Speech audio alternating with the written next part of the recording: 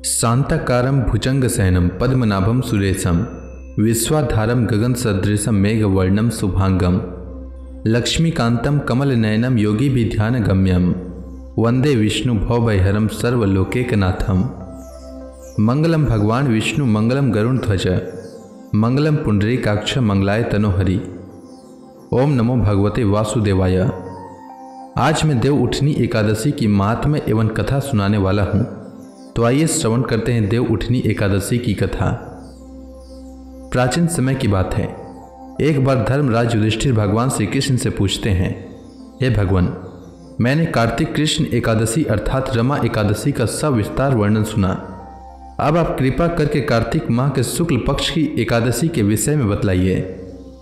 इस एकादशी का क्या नाम है तथा इसके व्रत का क्या विधान है, इसकी विधि क्या है और इसका व्रत करने से किस फल की प्राप्ति होती है, कृपया यह सब विस्तार पूर्वक बताइए।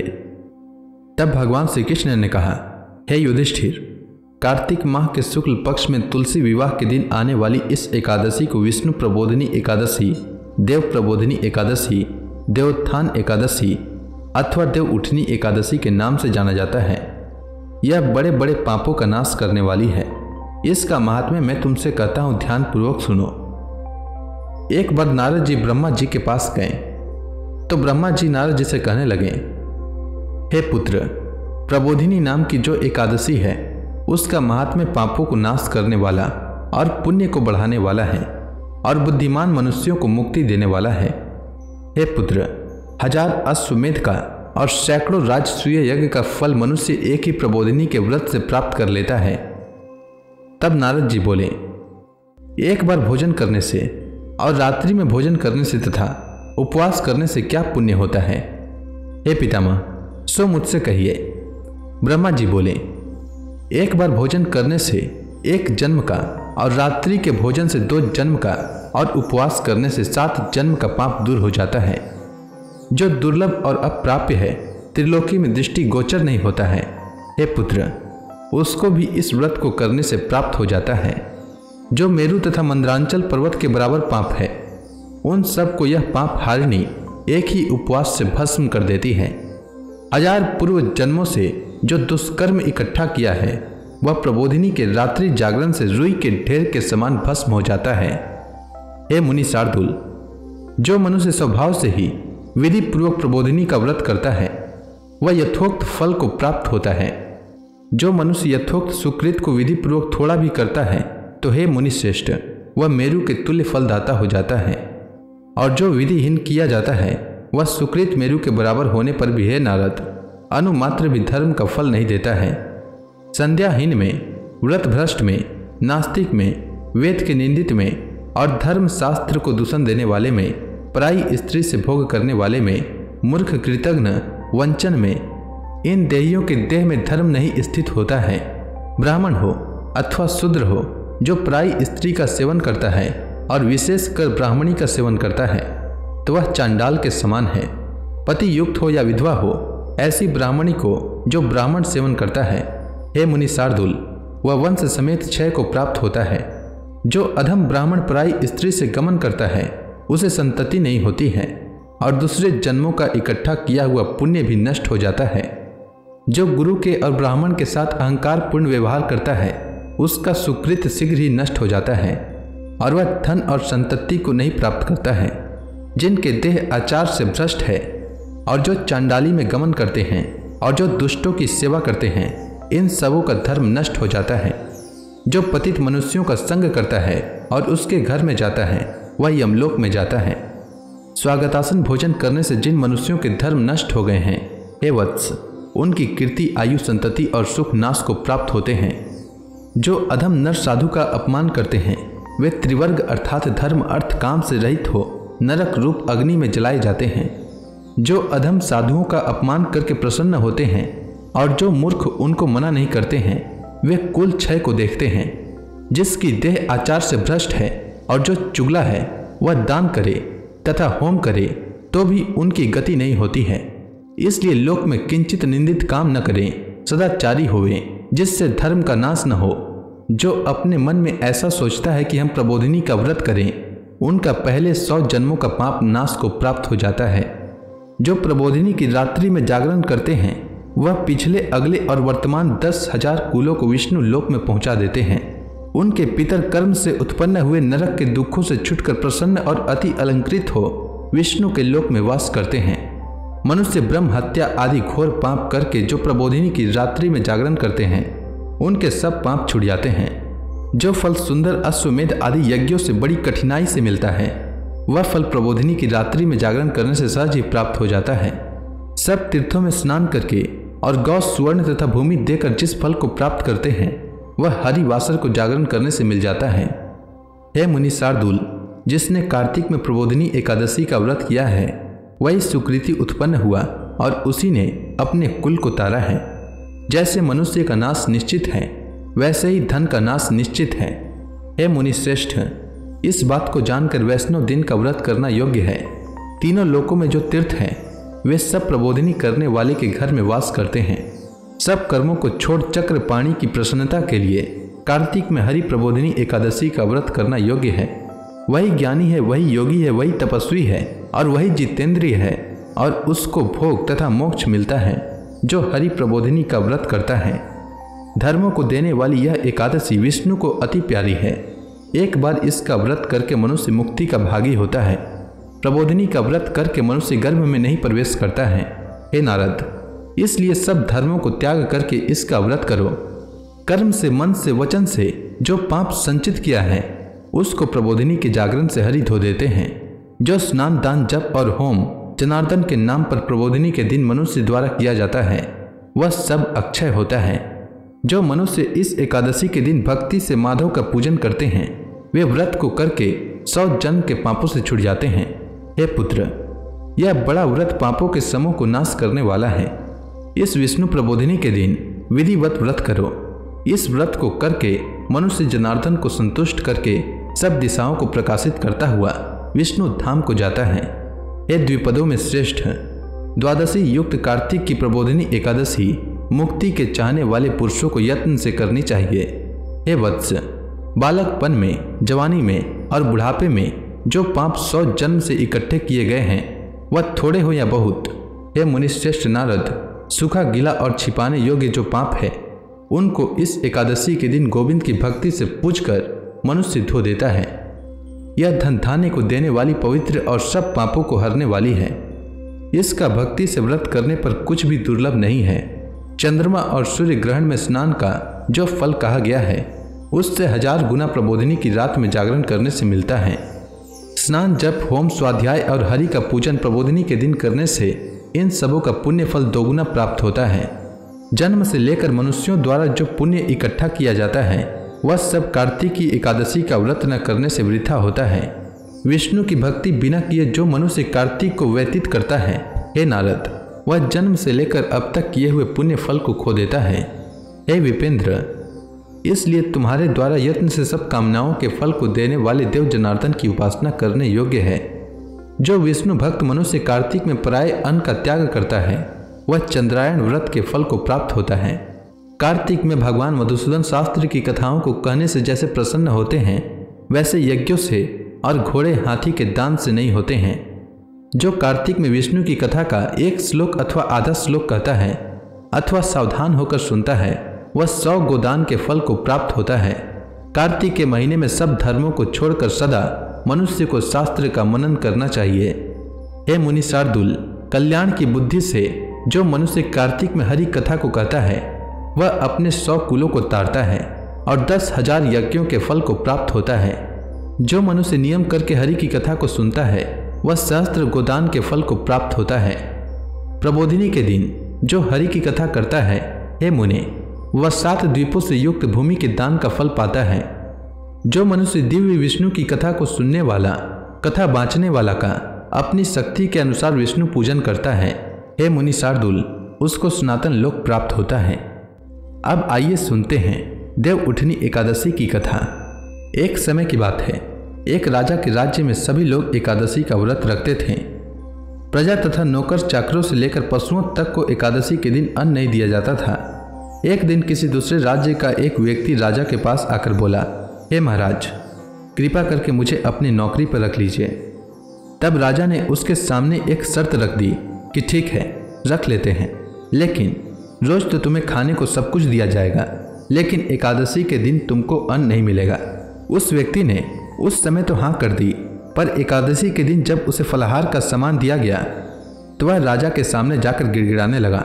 वह बोलने लगा, हे महाराज, इससे मेरा पेट नहीं भरेगा, मैं भूखा ही मर जाऊंगा, मुझे अन्न दे दो। राजा ने उसे शर्त की बात याद दिलाई, पर वह अन्न छोड़ने को तैयार नहीं हुआ। तब राजा ने उसे आटा, दाल, चावल आदि दिए। वह नित्य की तरह नदी पर पहुंचा और स्नान कर भोजन पकाने लगा। जब भोजन बन गया तो वह भगवान को बुलाने लगा, आओ भगवान, भोजन तैयार है। उसके बुलाने पर पीताम्बर धारण किए भगवान चतुर्भुज रूप में आ पहुंचे तथा प्रेम से उसके साथ भोजन करने लगे। भोजन आदि करके भगवान अंतर्ध्यान हो गए तथा वह अपने काम को चला गया। 15 दिन बाद वह अगली एकादशी को राजा से कहने लगा कि महाराज, मुझे दुगुना सामान दीजिए, उस दिन तो मैं भूखा ही रह गया। राजा ने कारण पूछा तो उसने बताया कि हमारे साथ भगवान भी खाते हैं, इसलिए हम दोनों के लिए ये सामान पूरा नहीं होता है। यह सुनकर राजा को बड़ा आश्चर्य हुआ और वह बोला, मैं नहीं मान सकता कि भगवान तुम्हारे साथ खाते होंगे। मैं तो इतना व्रत रखता हूँ, पूजा करता हूँ, पर भगवान ने मुझे कभी दर्शन नहीं दिए, तुम्हारे साथ कैसे खाने लगे? मैं इस बात को नहीं मान सकता हूँ। राजा की बात सुनकर वह बोला, महाराज, यदि आपको विश्वास नहीं है तो मेरे साथ चलिए और खुद ही देख लीजिए। इसके बाद राजा एक पेड़ के पीछे छिपकर बैठ गया। उस व्यक्ति ने भोजन बनाया तथा भगवान को शाम तक पुकारता रहा, परंतु भगवान न आए। अंत में उसने कहा, हे भगवान, यदि आप नहीं आए तो मैं नदी में कूदकर प्राण त्याग दूंगा। लेकिन भगवान नहीं आए। तब वह प्राण त्यागने के उद्देश्य से नदी की तरफ बढ़ा। प्राण त्यागने का उसका दृढ़ इरादा देखकर शीघ्र ही भगवान ने प्रकट होकर उसे रोक लिया और साथ बैठकर भोजन करने लगे। खा पीकर वे उसे अपने विमान में बैठाकर अपने धाम को ले गए। यह देखकर राजा ने सोचा कि व्रत उपवास से तब तक कोई फायदा नहीं होता जब तक मन शुद्ध नहीं होता है। इससे राजा को ज्ञान मिला। वह भी मन से व्रत उपवास करने लगा और अंत में स्वर्ग को प्राप्त हुआ। इसी प्रकार एक और कथा है। इस कथा के अनुसार एक और राजा था। उसके राज्य में प्रजा सुखी थी। एकादशी को कोई भी अन्न नहीं बेचता था, सभी फलाहार करते थे। एक बार भगवान ने राजा की परीक्षा लेनी चाहिए। भगवान ने एक सुंदरी का रूप धारण किया तथा सड़क पर बैठ गए। तभी राजा उधर से निकला और सुंदरी को देखकर चकित रह गया। उसने पूछा, हे सुंदरी, तुम कौन हो और इस तरह यहाँ क्यों बैठी हो? तब सुंदर स्त्री बने भगवान बोले, मैं निराक्षिता हूँ, नगर में मेरा कोई जाना पहचाना नहीं है, किससे सहायता मांगू? राजा उसके रूप पर मोहित हो गया था। वह बोला, तुम मेरे महल में चलकर मेरी रानी बनकर रहो। सुंदरी बोली, मैं तुम्हारी बात मानूंगी, पर तुम्हें राज्य का अधिकार मुझे सौंपना होगा। राज्य पर मेरा पूर्ण अधिकार होगा। मैं जो भी बनाऊंगी वह तुम्हें खाना होगा। राजा उसके रूप पर मोहित था, अतः उसकी सभी शर्तें स्वीकार कर ली। अगले दिन एकादशी थी। रानी ने हुक्म दिया कि बाजारों में अन्य दिनों की तरह अन्न बेचा जाए। उसने घर में मांस, मछली आदि पकाए तथा परोस कर राजा को खाने के लिए कहा। यह देखकर राजा बोला, रानी, आज एकादशी है, मैं तो केवल फलाहार ही करूंगा। तब रानी ने शर्त की याद दिलाई और बोली, या तो खाना खाओ, नहीं तो मैं बड़े राजकुमार का सिर काट दूंगी। राजा ने अपनी स्थिति बड़ी रानी से कही तो बड़ी रानी बोली, महाराज, धर्म न छोड़ें, बड़े राजकुमार का सिर दे दें, पुत्र तो फिर मिल जाएगा, पर धर्म नहीं मिलेगा। इस दौरान बड़ा राजकुमार खेलकर आ गया। माँ की आंखों में आंसू देखकर वह रोने का कारण पूछने लगा, तो माँ ने उसे सारी बात बता दी। तब वह बोला, मैं सिर देने के लिए तैयार हूँ, पिताजी के धर्म की रक्षा होगी, जरूर होगी। राजा दुखी मन से राजकुमार का सिर देने को तैयार हुआ तो रानी के रूप से भगवान विष्णु ने प्रकट होकर असली बात बताई। राजन, तुम इस कठिन परीक्षा में पास हुए। भगवान ने प्रसन्न मन से राजा से वर मांगने को कहा तो राजा बोला, आपका दिया हुआ सब कुछ है, हमारा उद्धार करें। उसी समय वहां एक विमान उतरा। राजा ने अपना राज्य पुत्र को सौंप दिया और विमान में बैठकर परम धाम को चला गया। तो प्रेम से बोलिए, भगवान विष्णु की जय, श्री कृष्ण भगवान की जय, तुलसी माता की जय, समस्त देवी देवताओं की जय। अब आप सभी भक्तगण हाथ जोड़कर भगवान श्री हरि का ध्यान करें। आरती होने वाली है। ओम जय एकादशी माता, मैया जय एकादशी माता, विष्णु पूजा व्रत को धारण करके, विष्णु पूजा व्रत को धारण करके शक्ति मुक्ति पाता। ओम ओम जय एकादशी माता। तेरे नाम गिनाऊं देवी भक्ति प्रदान करनी, भक्ति प्रदान करनी। गण गौरव की देनी माता, गण गौरव की देनी माता, शास्त्रों में बरनी। ओम जय एकादशी माता।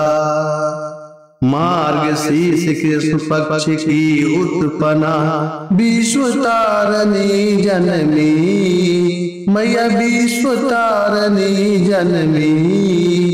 शुक्ल पक्ष में हुई मोक्षदा, शुक्ल पक्ष में हुई मोक्षदा, मुक्तिदाता बन के भरनी। ओम जय एकादशी माता। पौष के कृष्ण पक्ष की सफला नामक है, शुक्ल पक्ष में होए पुत्रदा आनंद अधिक रहे। ओम जय एकादशी माता। नाम सट तिला माघ मास में कृष्ण पक्ष आवे, मैया कृष्ण पक्ष आवे। शुक्ल पक्ष में जया कहावे, शुक्ल पक्ष में जया कहावे, विजय सदा पावे। ओम जय एकादशी माता। विजया फाल्गुन कृष्ण पक्ष में शुक्ला अमला की, मैया शुक्ला अमला की। पाप मोचनी कृष्ण पक्ष में चैत्र महाबली की। ओम जय एकादशी माता। चैत्र शुक्ल में नाम कामदा धन देने वाली, मैया धन देने वाली। नाम बरूथनी कृष्ण पक्ष में बैसाख माहवाली। ओम जय एकादशी माता। शुक्ल पक्ष में होए मोहिनी अपराज्येष्ठ कृष्ण पक्षी, मैया अपराज्येष्ठ कृष्ण पक्षी। नाम निर्जला सब सुख करने शुक्ल पक्ष रखी। ओम जय एकादशी माता।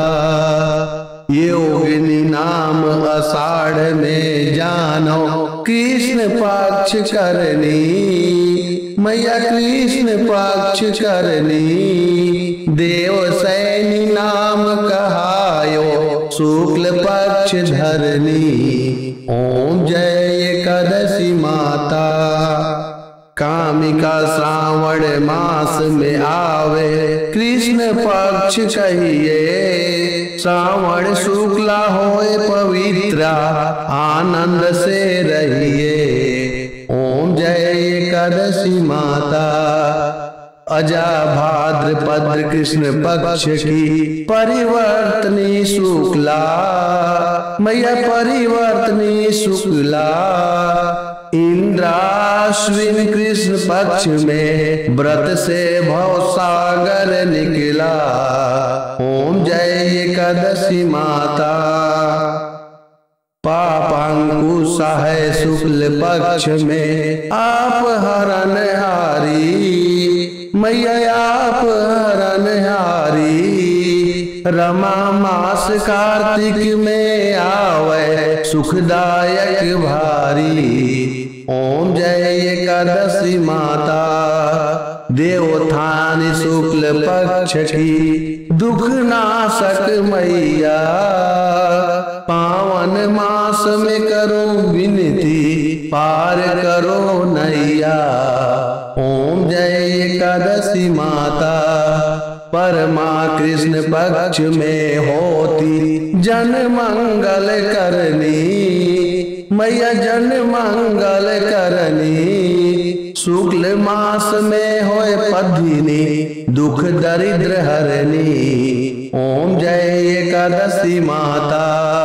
जो कोई आरती एकादशी की भक्ति सहित गावे, मैया भक्ति सहित गावे।